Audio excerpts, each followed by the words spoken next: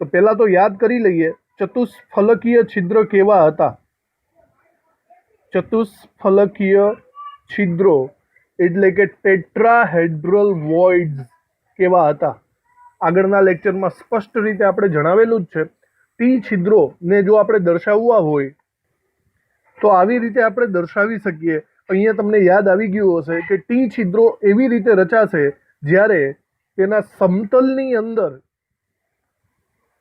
કોઈ એક સમતલની અંદર ત્રણ ગોળાઓ આવી રીતે સમતલમાં ગોઠવાયેલા હોય અને એની ઉપર ત્રીજો ચોથો ગોળો મૂકવામાં આવે। જેમ કે જુઓ અહીંયા ત્રણ ગોળાઓ લાલ કલરના એક જ સમતલમાં છે અને જો હવે હું એની ઉપર કોઈ બીજો ગોળો આવી રીતે છિદ્રને ઢાંકતો મૂકું, આ દ્વારા આ ચાર ગોળાઓ દ્વારા જે ખાલી જગ્યા વચ્ચે રહે છે એને કહેવામાં આવશે ટી છિદ્ર, સમચતુષ્ફલકીય છિદ્ર। બરાબર, એને રિલેટેડ થોડું લખવાણ એ પણ ફરીથી લખી નાખીએ આપણે। જે છિદ્રો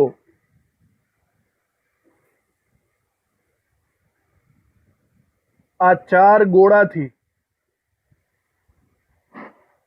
ઢંકાઈ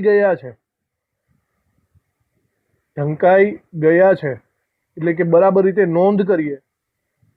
સમતલમાં ત્રિકોણાકાર ત્રણ ગોળા અને તેની ઉપર છિદ્રમાં એક ગોળો।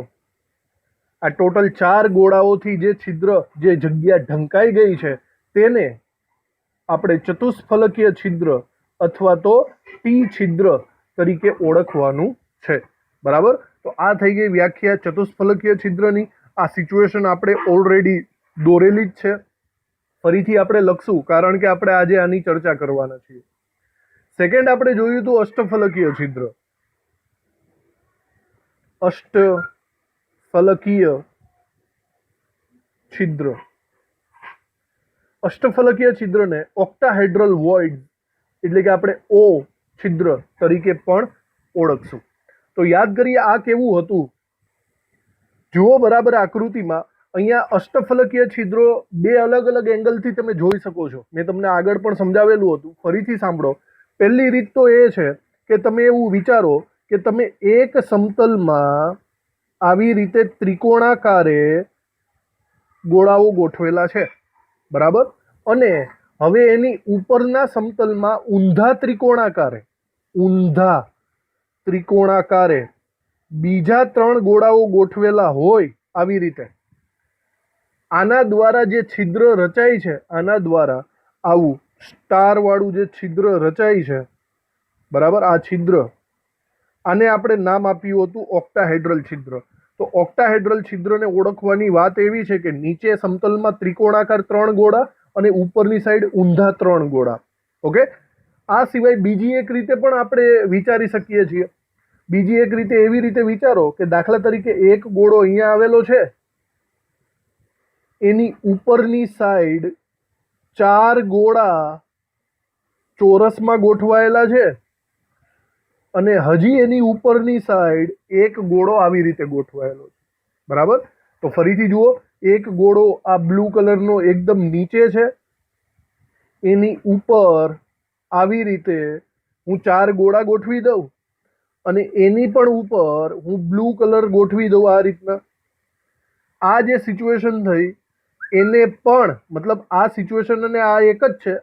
આ જે દેખાય છે છિદ્ર એ અષ્ટફલકીય છિદ્ર થશે।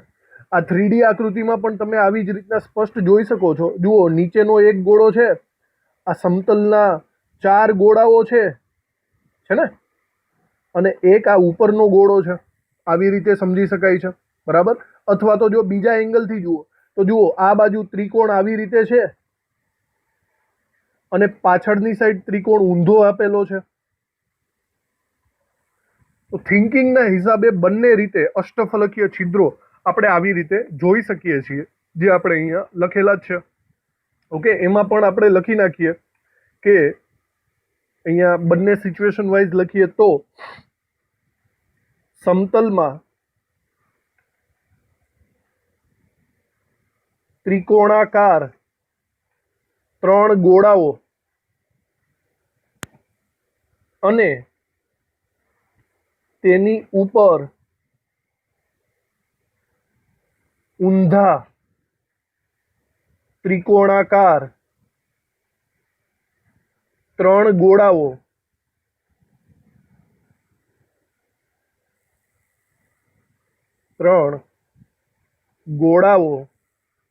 ગોઠવાય ત્યારે રચાતા છિદ્રને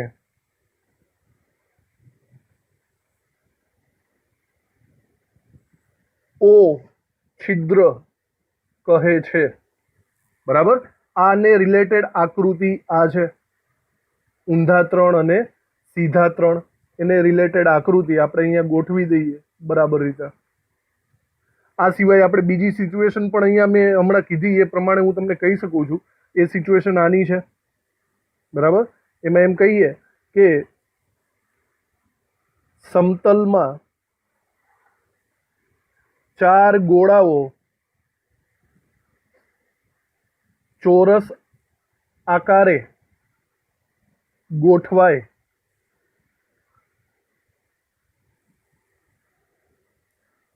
તેની નીચે છિદ્રમાં એક ગોળો અને તેની ઉપર છિદ્રમાં એક ગોળો ગોઠવાય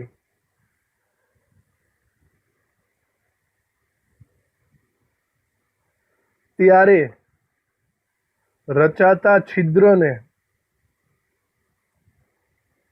અષ્ટફલકીય છિદ્ર ઓ છિદ્ર કહે છે. બરાબર. સોરી, અહીંયા એક ભૂલ થઈ ગઈ લાગે છે. ઉપરના છિદ્રને આપણે, હા એ બરાબર જ છે, માનું બંને એક જ ટાઈપના છિદ્ર છે, એટલે કે આ ઓ છિદ્ર છે. આપણે ટી છિદ્રની વાત તો આગળ કરી ચૂક્યા. તો આ બે વ્યાખ્યાઓ છે. બે વ્યાખ્યાઓ ગોખણપટ્ટી નહીં, પણ સમજો આ 3 ડાયમેન્શનલ આકૃતિ દ્વારા ઓ છિદ્રને આપણે આવી રીતે સમજીએ છીએ. બરાબર.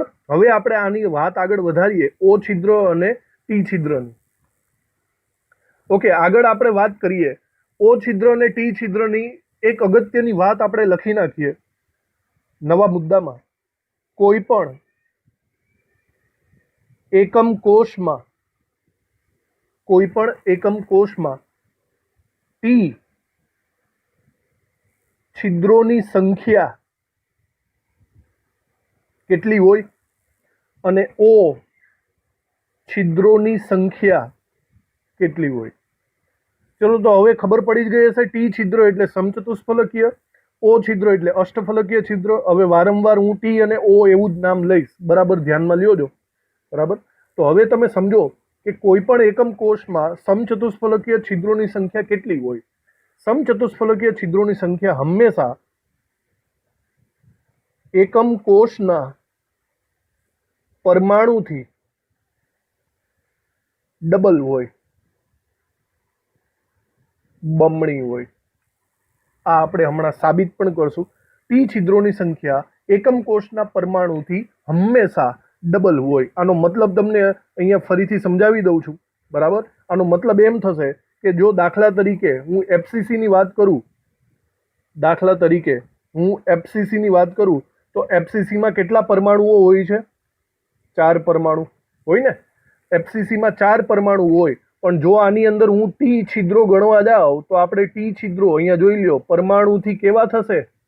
ડબલ થશે. બરાબર. પરમાણુથી ડબલ એટલે કે ટી છિદ્રો કેટલા મળશે મને? 8 મળશે. સમજાય છે? જો પરમાણુઓ 3 હોય તો ટી છિદ્રો 6 થઈ જશે. જો પરમાણુઓ 8 હોય તો ટી છિદ્રો 16 થઈ જશે.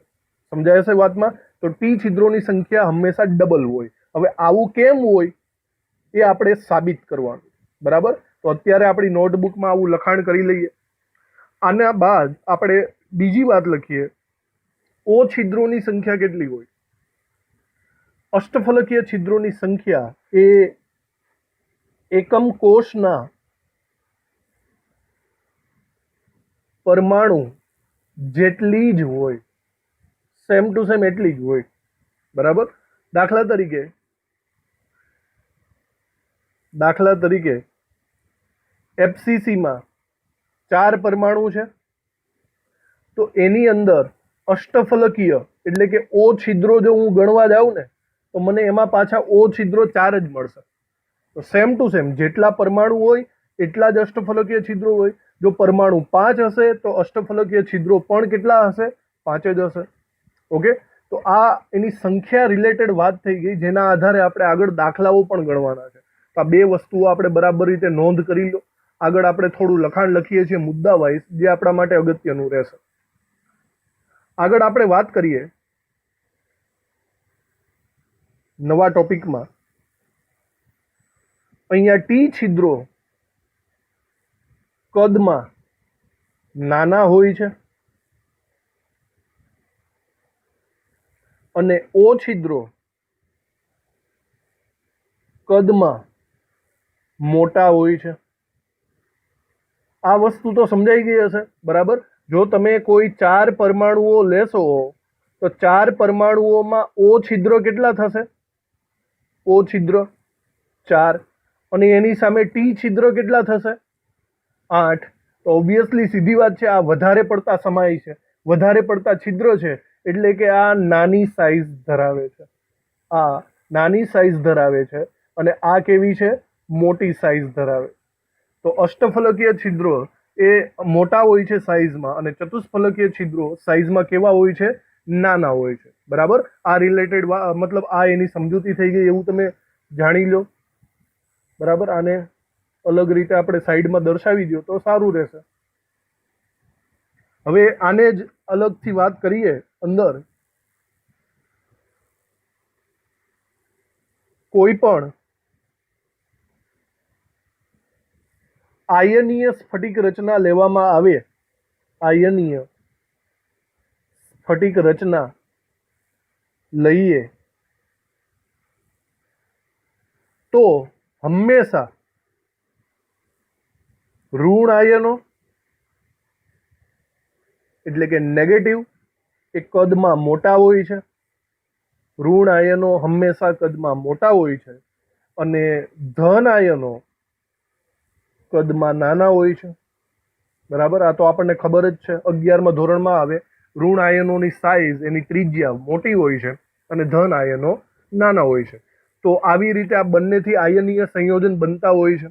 આનો મતલબ એમ થયો, આનો મતલબ એવો થશે કે જ્યારે ધન આયનો નાના કદના હોય તો આવી રીતે આનો મતલબ એવો થશે કે ધન આયનો જે કદમાં નાના છે તે મોટા ભાગે પી છિદ્રો અને ઓ છિદ્રો બંનેમાં ભરાઈ શકે છે. બરાબર. હવે નાના કદના ધન આયનો જે હોય તે નાના છિદ્રોમાં તો જાય અને મોટા છિદ્રોમાં પણ પોસિબલ છે. બરાબર. જો ખૂબ જ નાના હોય, ખૂબ જ નાના કદના ધન આયનો હોય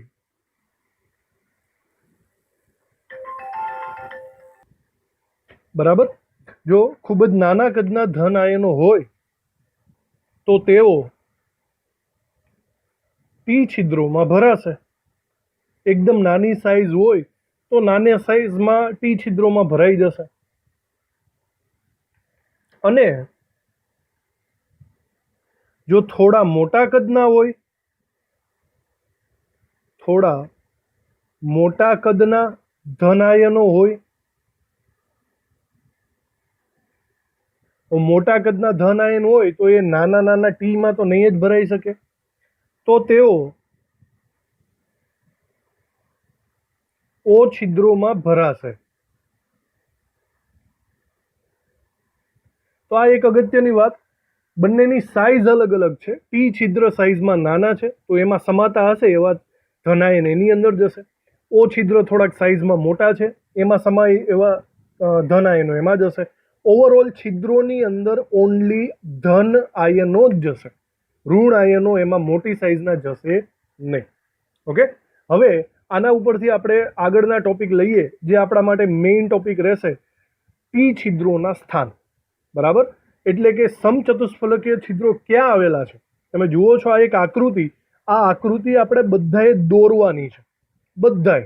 ઓકે, એ આકૃતિ કેવી રીતે દોરાય એની માહિતી હું હમણાં આપી દઉં છું. આપણે એક સાથે એક આકૃતિ દોરવાની છે. ભલે છેકાછેક થાય, તમે 1 થી 2 વખત વારંવાર દોરશો તો તમને આઈડિયા આવશે કે આકૃતિ કેવી રીતે દોરી શકાય છે. ઓકે, ટી છિદ્રોના સ્થાન. ચલો હું કહું એવી રીતે કરવા માંડજો. સૌથી પહેલા આપણે આને સમજવા માટે આપણે આકૃતિ દોરીએ. તો બરાબર જુઓ, એક આકૃતિ આપણે દોરીએ સમઘનની. બરાબર? તો તમે બરાબર રીતે આ સમઘનનો આકાર દોરવાનો પ્રયત્ન કરજો. એક ચોરસ આવી રીતે દોરી લઈએ.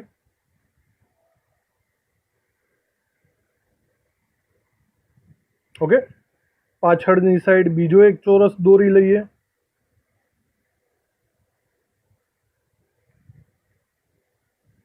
એને જોડી દઈએ એટલે આપણો એકમ કોષ થઈ ચૂક્યો છે.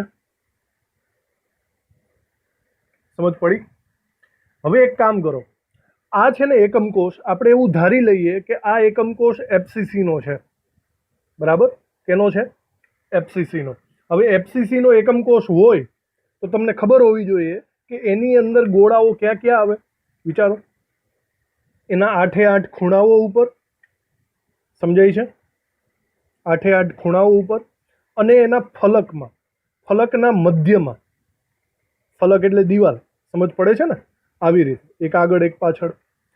તો આપણે આ સિચ્યુએશનને એફસીસીમાં કન્વર્ટ કરવાનો છે. બરાબર? હવે તમે એક કામ કરો, આપણે એક કામ કરી લઈએ. આ જે એક મોટો બધો એકમ કોષ છે ને, એના 8 નાના કટકા કરી નાખીએ. 8 નાના કટકા અથવા તો ભાગ કરી નાખીએ. 8 નાના કટકા કેવી રીતે કરશો? બરાબર જોજો ધ્યાનથી. દરેક ધાર છે ને, ખબર છે ને ધાર એટલે શું? દરેક ધારનો મિડલ પોઈન્ટ લઈ લો. જો, દરેક ધારનો મિડલ પોઈન્ટ. સમજાય છે? આવી રીતે થશે. દરેક ધારનો મિડલ પોઈન્ટ આપણે લેવાનો છે. ખબર પડી? આ દરેક ધારના મિડલ પોઈન્ટને જોડી દો એટલે ઓટોમેટિક એના 8 ભાગ પડી જશે. જોઈએ કઈ રીતના થાય. બરાબર? પેલા વિચારો, આપણે આવી રીતે કરીએ. આના અડધા ભાગ થઈ ગયા, નીચેવાળાના અડધા ભાગ થઈ ગયા. આવી રીતે જોઈન્ટ કરી દીધું, અડધો અડધો. સમજ પડી? અડધા ભાગ થઈ ગયા. એવી રીતે આને જોઈન્ટ કરી દો.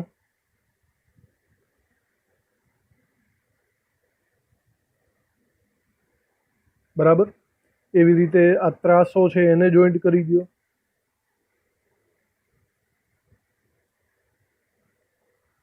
અડધા અડધા ભાગ થઈ ગયા. એ સિવાય આપણે એવું આના મધ્યથી આના મધ્ય સુધી પણ જોડી શકીએ. આના મધ્યથી આના મધ્ય સુધી પણ જોડી શકીએ. અને ફાઇનલી અહીંયા એક ક્રોસ રેખા દોરી નાખો. તો જુઓ હવે બરાબર આપણે એક સમઘનના 8 ભાગ કરી નાખ્યા છે. હજી તમને એક્ઝેક્ટલી નહીં દેખાતું હોય તો જુઓ, આપણે આ બધાને એક જ કલર સ્વરૂપે દર્શાવીએ તો અહીંયા સ્પષ્ટ મને દેખાય છે કે મેં એક સમઘનના 8 ટુકડા કરી નાખ્યા. જુઓ બરાબર રીતે, એક સમઘનના 8 ટુકડા. કેવી રીતે? જોજો બરાબર. જો આ એક આગળનો સમઘન છે, આ એક એની પાછળનો સમઘન છે. 2 થઈ ગયા ને? આ 3, આ 4, પછી આ 5, આ પાછળની સાઈડનો 6, 7 ને 8. બરાબર? આવી રીતના આપણે 8 સમઘન કન્વર્ટ કરી નાખ્યા છે. તો એક સમઘનના 8 ભાગ કરી નાખ્યા. હવે વિચારો, આ ભાગ કર્યા બાદ આપણી પાસે જે સમઘન છે એ છે તો એફસીસી. મતલબ એફસીસી ની અંદર ગોળાઓ ક્યાં ક્યાં આવે? ગોળાઓ ક્યાં ક્યાં આવેલા છે એ જરા જોઈ લો. તો સૌથી પહેલા આપણે સિચ્યુએશન જોઈ હતી કે એના ખૂણા ઉપર ગોળાઓ હોય. જુઓ, હવે ઘાટા ખૂણાઓ કરીએ. ખૂણાઓ 2, 3, 4, 5, 6, 7 અને 8. બોલો, 8 ખૂણા થઈ ગયા. એફસીસીમાં ફલક ઉપર પણ હોય. હવે જુઓ, તમે દરેક દિવાલ જોશો ને તો એનું મિડલ પોઈન્ટ તમને દેખાશે. તમે જુઓ, આ દિવાલનું મિડલ પોઈન્ટ અહીંયા છે, પછી નીચેની દિવાલનું મિડલ પોઈન્ટ અહીંયા છે, સાઈડની દિવાલનું મિડલ પોઈન્ટ, ઉપરની દિવાલનું મિડલ પોઈન્ટ, આગળની દિવાલનું મિડલ પોઈન્ટ અને પાછળની દિવાલનું મિડલ પોઈન્ટ. સમજાય છે? આવી રીતે આપણે એફસીસીની અંદર ગોળાઓની ગોઠવણી પર કરી નાખી. ઓકે, હવે એક મેઇન વસ્તુ યાદ રાખો, એફસીસીની અંદર ગોળાઓની ગોઠવણી પણ થઈ ગઈ. આપણે આ જે મોટા સમઘનના 8 ટુકડા પાડ્યા હતા ને, એમાંથી કોઈ એક ટુકડો લઈ લ્યો. શું કહું છું? 8 ટુકડામાંથી કોઈ એક નાના ટુકડાને પસંદ કરો. નાના ટુકડાને પસંદ કરો. જુઓ, દાખલા તરીકે હું અહીંયા રેડ કલરથી અલગ નાનો ટુકડો પસંદ કરું છું. આ સાઈડનો આગળનો જોજો, એને માર્ક કરું છું. આ રેડ કલરનો એક નાનો ટુકડો, નાનો સમઘન પસંદ કરું છું. જો ઉપરની સાઈડ ચોરસ, નીચેની સાઈડ ચોરસ અને આ ટેકા તમને દેખાતો હશે. આ એક નાનો સમઘન આપણે સિલેક્ટ કરી નાખ્યો છે કે નહીં? હવે આ જે નાનો સમઘન છે એની ઉપર ક્યાં ક્યાં ગોળાઓ આવેલા છે જરા જોઈ લો બરાબર રીતના, છે ને? તો જોજો, એ નાના સમઘનને હું અહીંયા સાઈડમાં દોરું છું. બરાબર જોજો, બરાબર નાના સમઘનને અહીંયા સાઈડમાં દોરવાનો આપણે પ્રયત્ન કરીએ. આ નાનો સમઘન આપણે દોરીએ છીએ આવી રીતે.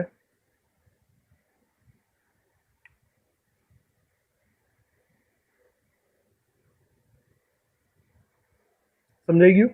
એનો મતલબ આ સમઘન મેં અહીંયા દોરેલો છે આવી રીતે. હવે આ જે નાનો સમઘન છે એમાં આ નાનો સમઘન છે એમાં ગોળાઓ ક્યાં ક્યાં આવેલા છે બરાબર રીતના જોઈ લો. અહીંયા છે ને ગોળાઓ એકાંતરે આવેલા છે. સાંભળજો, મારો શબ્દ સાંભળજો, એકાંતરે. મતલબ જુઓ, આ એક ખૂણા ઉપર છે, અહીંયા નથી. ફરીથી અહીંયા છે, અહીંયા નથી. અહીંયા છે, એની બાજુમાં નથી. ફરીથી છે, એની બાજુમાં નથી. સમજાય છે? એકાંતરે આ ખૂણાઓ આવેલા છે. આ ગોળાઓને અહીંયા આપણે દોરી લઈએ. જો આ બાજુ છે, અહીંયા નથી. પછી આ છે, એની બાજુમાં નથી. પછી આ બાજુ છે, એની બાજુમાં નથી. આ બાજુ છે. સમજાઈ ગયું? આવી રીતે. હવે આ જે ફરીથી મોટો સમઘન છે એના 8 ટુકડા પડ્યા, એમાંથી એક નાના ટુકડાને સાઈડમાં લઈ લીધો. આ નાના ટુકડા ઉપર પરમાણુ આપણને એકાંતરે જોવા મળ્યા. હવે આ એકાંતરે જે પરમાણુઓ જોવા મળ્યા ને, એ પરમાણુઓને જોઈન્ટ કરો. એકાંતરે જે પરમાણુઓ જોવા મળે છે એ પરમાણુઓને જોઈન્ટ કરો તો તમને આ આકાર કેવો દેખાય છે? આ આકાર સમચતુષ્ફલક આકાર છે. સમચતુષ્ફલક. સમજાય છે? આ 4 ગોળાઓને જોઈન્ટ કરતા જે આકાર બને એ છે સમચતુષ્ફલક આકાર. એનો મતલબ એવો થયો કે આની અંદરનો જે એરિયા છે ને, આની અંદરનો જે ખાલી પડતો એરિયા, એને કહીશું છિદ્ર. અને આવા છિદ્રને આપણે શું નામ આપશું? સમચતુષ્ફલકીય છિદ્ર. બરાબર? તો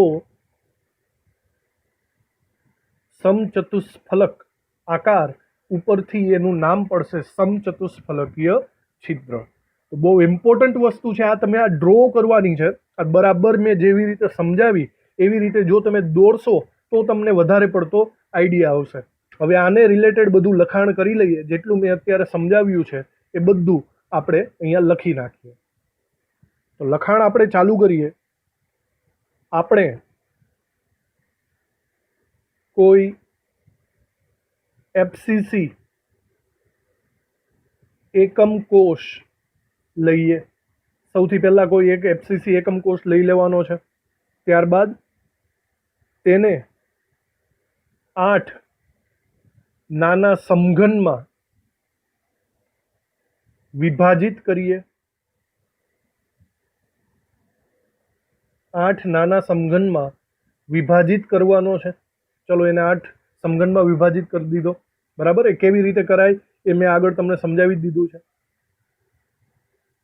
હવે આમ કરવાથી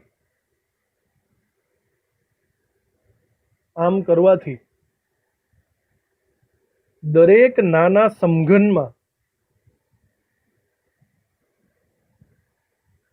એકાંતરે ખૂણા પર એક છોડીને એક ખૂણા પર પરમાણુ છે. ટૂંકમાં નાના સમઘન ને 4 પરમાણુ છે. તેમને એકબીજા સાથે જોડતા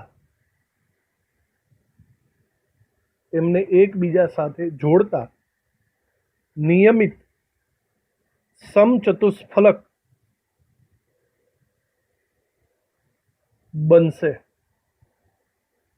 અને આ નિયમિત સમચતુષ્ફલકને આપણે શું કહેવાનું છે? ટી છિદ્ર. સમજાઈ ગયું? ટી છિદ્ર આવી રીતે બનશે. હવે વિચારો, આમ એફસીસીમાં આપણે લીધેલો કયો ફલક કેન્દ્રિત ઘન, તો વિચારી લ્યો કે એફસીસીમાં કેટલા ટી છિદ્રો હશે? ખાલી જગ્યા ટી છિદ્રો હશે.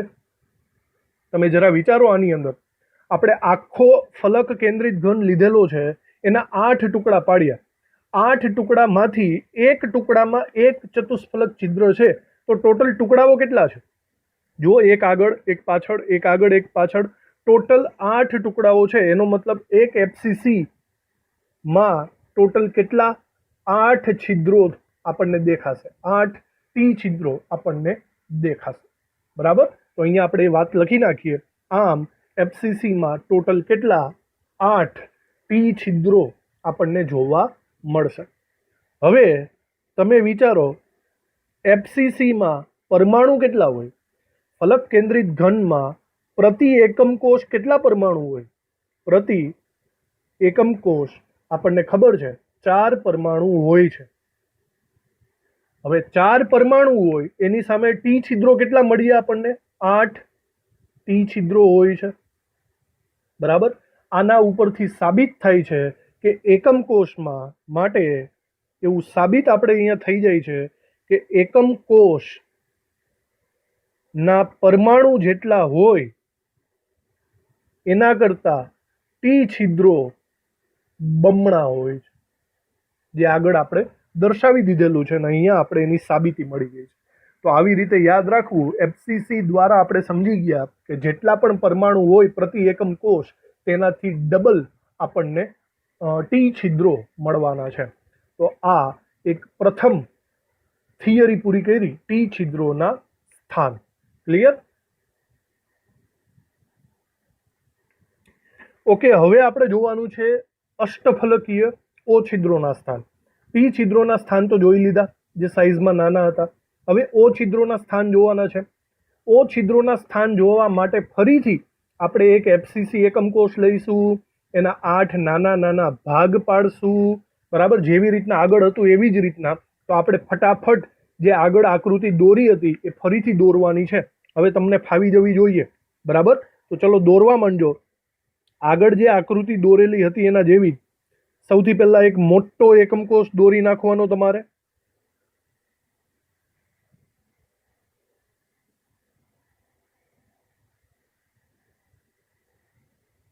એક ચોરસ, બીજું ચોરસ,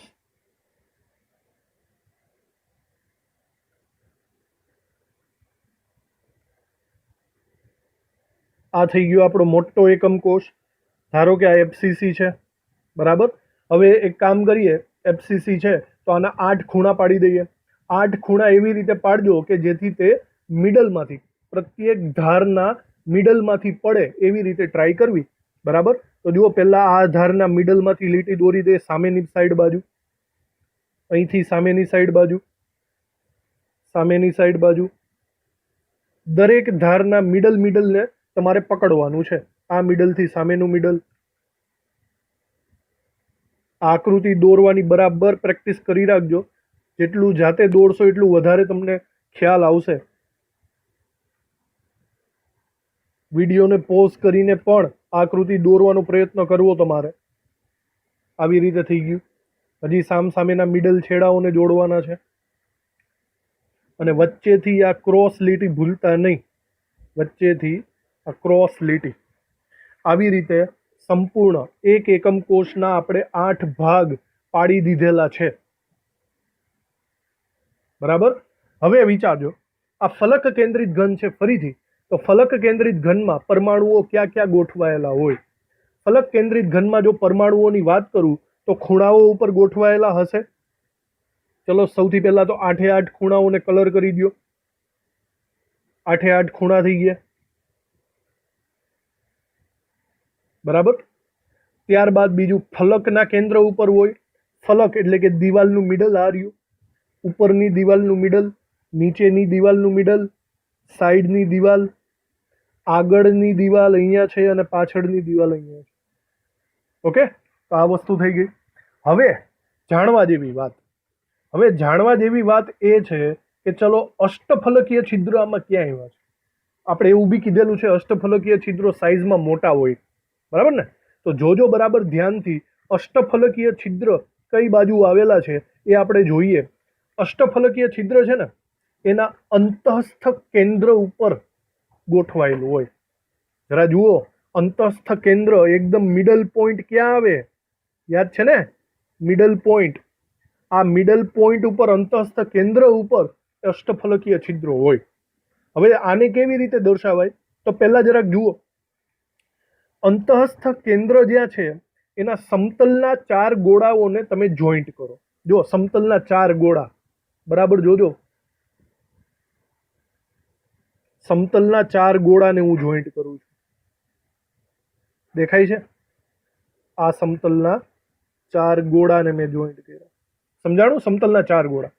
હવે આ અંતઃસ્થ કેન્દ્રની એક્ઝેક્ટ ઉપરની સાઈડ છે ને એને જોઈન્ટ કરો. એક્ઝેક્ટ ઉપરની સાઈડ આવી રીતે. અને 4 ને જોઈન્ટ કરજો. દેખાય છે? તો તમને અહીંયા એક પિરામિડ દેખાશે. હું અહીંયા સાઈડમાં પણ તમને દોરીને બતાવવાની ટ્રાય કરું છું. બરાબર. દાખલા તરીકે આ મિડલ પોઈન્ટ છે આનું. બરાબર.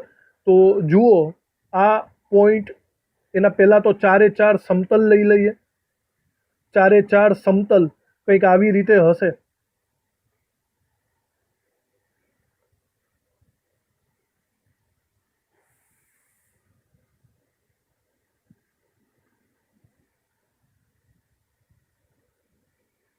એક મિનિટ, આવી રીતે એડજસ્ટ કરવું પડશે આપણે.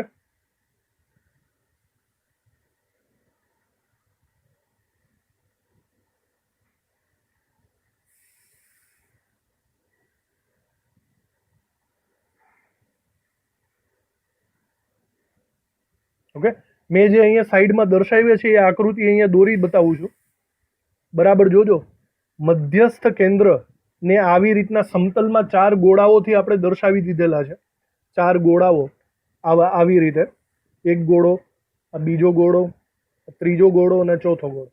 હવે એની એક્ઝેક્ટ ઉપરની સાઈડ એક ગોળો આવેલો છે અહીંયા. એને આપણે જોઈન્ટ કરી દેવાનો છે. તો જુઓ, એને જોઈન્ટ કરી દઈએ 4 વડે. જો 4 વડે જોઈન્ટ કરી દેશો તો આવી રીતના ઉપરનો આખું થઈ જશે. ઉપરનો આખું આપણે એમ કહેવાય પિરામિડ થઈ જશે. હવે આ 4 સમતલના ગોળાને નીચેના ગોળાથી જોઈન્ટ કરો. નીચેનો ગોળો જુઓ, બરાબર દેખાય છે ને? આ નીચેનો ગોળો થઈ ગયો આવી રીતે. નીચેનો ગોળો તો ઉપર અને નીચે ડબલ પિરામિડ થઈ ગયા. તો જુઓ, એવી જ રીતના સેમ ટુ સેમ આમાં નીચેનો ગોળો સાઈડમાં હું કાઢું તો ક્યાં હશે? તો અહીંયા ક્યાંક હશે. બરાબર. અને એને હું જોઈન્ટ કરું છું 4 વડે. ખબર પડી? તો આ જે આકાર બન્યો ને, આ આકાર એ અષ્ટફલકીય આકાર છે. અષ્ટફલકીય આકાર છે. અને આવો જે અષ્ટફલકીય આકાર છે એ ક્યાં આવ્યો છે? આપણા એફસીસીના એકમ કોષની એકદમ મિડલમાં આવેલો છે, બરાબર.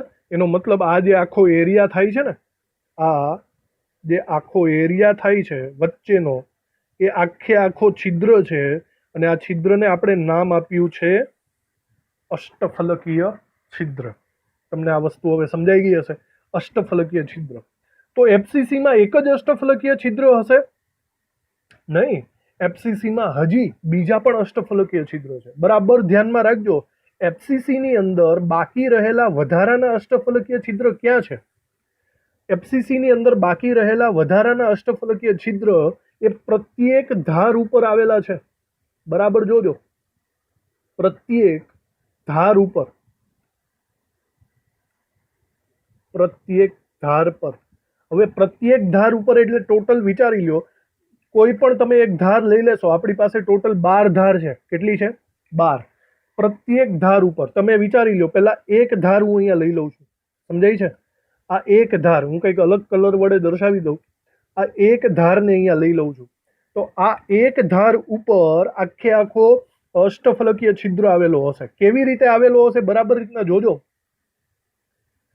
આ જે આપણે સાઈડમાં અષ્ટફલક આખો દોરેલો છે ને, આ એ આખો આના ઉપર સિચ્યુએટેડ છે.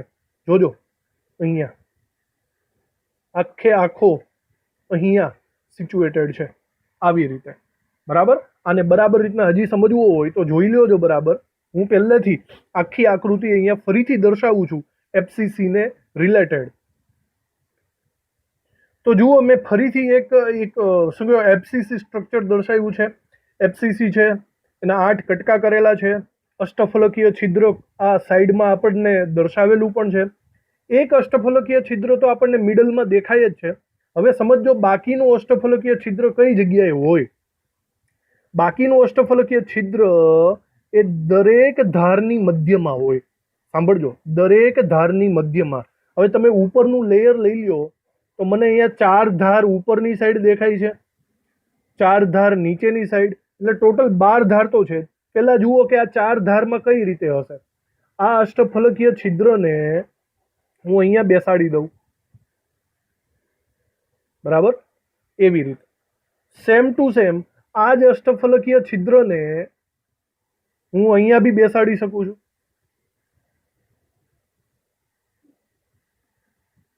આવી રીતે.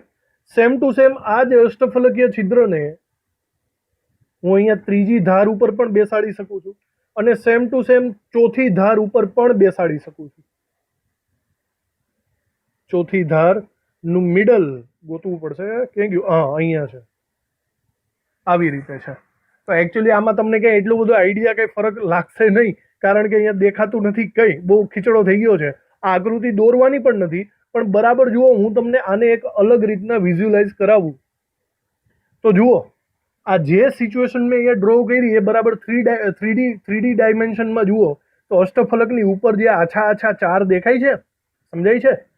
આ 4 સિચ્યુએશન, એનો મતલબ આ ઉપરની તરફ 4 અષ્ટફલકીય છિદ્રો છે. સીધી વાત છે, આખા અષ્ટફલકીય છિદ્ર એના નો કહેવાય, થોડો એનો પોર્શન બહારની સાઈડ પણ છે ને, બરાબર. થોડોક એનો ભાગ બહાર પણ છે, પણ 4 અષ્ટફલકીય છિદ્રો ઉપરની સાઈડ. એવી રીતે વિચારો, 4 અષ્ટફલકીય છિદ્રો નીચેની સાઈડ પણ હશે અને મધ્યની સાઈડ પણ હશે. મતલબ ટોટલ ધારની અંદર જેટલા પણ છે એટલા અષ્ટફલકીય છિદ્રો આવેલા હશે. તો જુઓ, ટોટલી અષ્ટફલકીય છિદ્રોની સિચ્યુએશન આવી છે કે એક અષ્ટફલકીય છિદ્ર અહીંયા મિડલમાં આવેલો છે, સમજાઈ ગયું વાતમાં? 4 અષ્ટફલકીય છિદ્ર એ ઉપરની સાઈડ ધાર ઉપર આવેલા છે, 4 અષ્ટફલકીય છિદ્ર નીચેની સાઈડ ધાર ઉપર આવેલા છે, અને 4 અષ્ટફલકીય છિદ્ર ટોટલી એ મધ્યની સાઈડ ધાર ઉપર આવેલા છે, બરાબર. તો આમ તમે ગણવા જાઓ તો ટોટલ અષ્ટફલકીય છિદ્ર થયા કેટલા? 9 થઈ ગયા. પણ બરાબર ધ્યાનમાં આપજો, 9 નથી થયા. આ અષ્ટફલકીય છિદ્ર આખું એકમ કોષનું ગણાય, રાઈટ? કારણ કે મિડલમાં છે. પણ આ અષ્ટફલકીય છિદ્ર આખું એકમ કોષનું નહીં ગણાય, તેનો અડધો ભાગ બહાર પણ છે ને. તમે વિચારો, આપણી પાસે ટોટલ ધાર કેટલી છે? 12 ધાર. અને જરા આગળ યાદ કરજો, આ જે ધાર એજ છે એનું કોન્ટ્રીબ્યુશન કેટલું, કોઈ પણ ધાર કેટલા એકમ કોષને ટચ કરે, તો કોઈ પણ ધાર એ 4 એકમ કોષને ટચ કરે, મતલબ એનું કોન્ટ્રીબ્યુશન ગણવા જાવ તો 1/4 થાય. જો 12 ગુણ્યા 1/4 કરો તો આપણને કેટલા મળશે? અહીંયા 3. મતલબ અહીંયા ટોટલ અષ્ટફલકીય છિદ્ર આપણને મળશે 1 + 3 = 4. ઓકે, પૂરેપૂરી સમજૂતી અહીંયા આવી ગઈ છે. બરાબર રિપીટ કરીને અને જોઈને સમજવાનો પ્રયત્ન કરજો. આજે આખી વસ્તુ મેં જે તમને સમજાવેલી છે આપણે એને ફરીથી લખવાનો પ્રયત્ન કરશું. બરાબર, તમારી નોટબુકની અંદર આ 2 આકૃતિ ફરજિયાત સરખી રીતે દોરી નાખજો. માત્ર આ 2 આકૃતિઓ, બાકીનું ડિસ્કશન, બાકીનું લખાણ આપણે લખીએ. વિડીયોને પોઝ કરીને બરાબર રીતે આકૃતિ દોરજો. આપણે લખાણ લખીએ, આને રિલેટેડ જેટલું પણ લખાણ આવે છે તે આપણે શરૂઆત કરીએ. અષ્ટફલકીય છિદ્રોમાં આપણે એફસીસી એકમ કોષ લઈએ, ત્યારબાદ શું કર્યું તો આપણે એના 8 ભાગ પાડ્યા, તેને 8 નાના સમઘનમાં વિભાજિત કરીએ.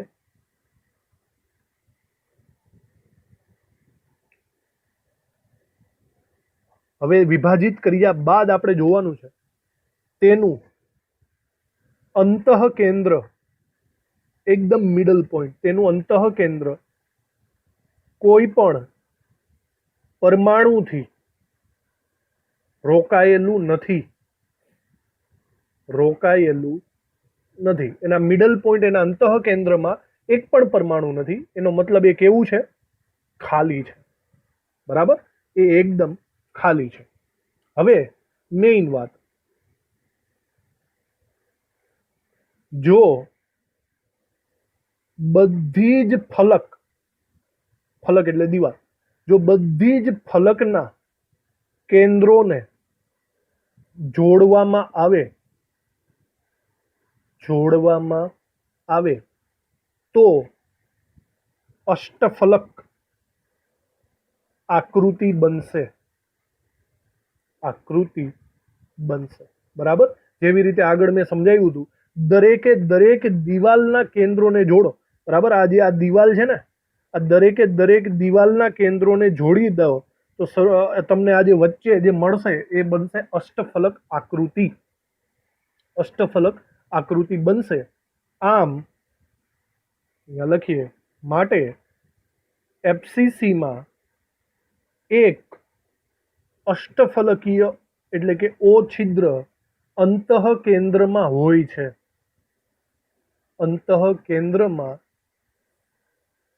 હોય છે.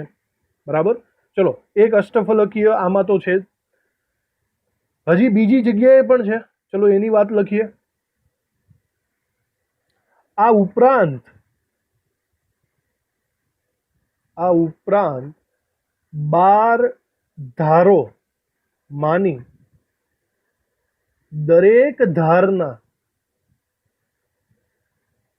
કેન્દ્રમાં પણ ઓ છિદ્ર હોય છે. બરાબર, આખો એનો નથી હોતો, થોડોક બહારની સાઈડ પણ હોય છે. આ જે ધારમાં જે કેન્દ્રમાં ઓ છિદ્રો હોય છે તે 6 પરમાણુઓથી ઘેરાયેલ હોય છે. અષ્ટફલકીય છિદ્ર 6 પરમાણુઓની વચ્ચે હોય છે, જેમાંથી 4 પરમાણુ તે જ મૂળ એકમ કોષમાં છે. બરાબર, આની ચોખવટ કરીએ, એ જ એકમ કોષના 4 પરમાણુઓ છે. ચોખવટ કરીએ તો એની અંદર 2 ખૂણા આવશે પ્લસ 2 ફલક આવશે. મૂળ એકમ કોષના 2 ખૂણા અને 2 ફલક એ અષ્ટફલકીય છિદ્રમાં ભાગ લે છે, અને બાકીના 4 પરમાણુ તો એના જ થઈ ગયા. બાકીના 2 પરમાણુ આસપાસના એકમ કોષ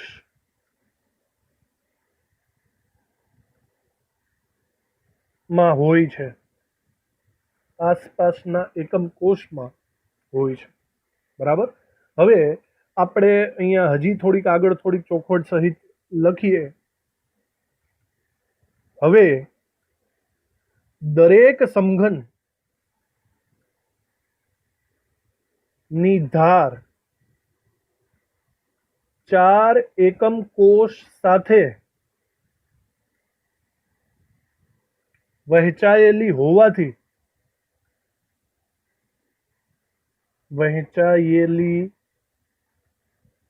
હોવાથી દરેક ઓ છિદ્ર નો માત્ર 1/4 1/4 ભાગ જ મૂળ એકમ કોષમાં છે. મૂળ એકમ કોષમાં ગણાશે. બરાબર. આખો અષ્ટફલકીય છિદ્ર મૂળમાં નહીં ગણાય, એનો 1/4 ભાગ જ ગણાશે. આને રિલેટેડ આપણે ગણતરી કરીએ. થોડુંક આગળ વધીએ. આને રિલેટેડ આપણે ગણતરી દર્શાવીએ. આમ એફસીસીમાં ઓ છિદ્રોની સંખ્યા, અષ્ટફલકીય છિદ્રોની સંખ્યા બરાબર એક આખો જે અંતઃકેન્દ્રમાં છે, અંતઃકેન્દ્રમાં 1 વત્તા ધાર પર. હવે ધાર પર સિચ્યુએશન કેવી છે? 12 ધાર અને દરેકનું કોન્ટ્રીબ્યુશન છે 1/4. તો સિચ્યુએશન એવી થઈ 1+3. 1+3 એટલે કે કેટલા થશે? 4. ઓકે. તો આવી રીતના અહીંયા 4 થઈ જશે. આગળ લખીએ. આમ એફસીસીમાં 4 પરમાણુ અને એની સામે કેટલા? 4 અષ્ટફલકીય છિદ્રો હોય છે.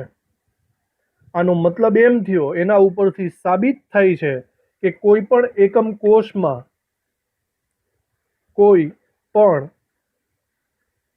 કોષમાં રહેલા પરમાણુઓની સંખ્યા બરાબર અષ્ટફલકીય છિદ્રોની સંખ્યા. બંને સંખ્યા સમાન રહેશે, એનો મતલબ સમાન રહેશે. ચતુષ્ફલકીય છિદ્ર ડબલ સંખ્યામાં છે, પણ અષ્ટફલકીય છિદ્ર ડબલ સંખ્યામાં હોતા નથી. તો અહીંયા આપણી આ થિયરી અહીંયા કમ્પ્લીટ થાય છે. એક લાસ્ટ આપણે એક શું કહેવાય શોર્ટકટ ટ્રીક અથવા તો નોટ ડાઉન કરી લઈએ. બરાબર. આ બધાનો આપણે જે 2 થિયરી ભેણા એનો નિચોડ એવો છે કે દાખલા તરીકે જો તમારી પાસે પરમાણુઓની સંખ્યા n હોય, તો ટી છિદ્રોની સંખ્યા કેટલી થશે? ટી છિદ્રોની સંખ્યા ડબલ થાય. ડબલ ધેટ મીન્સ આપણે શું લખશું? 2n થશે.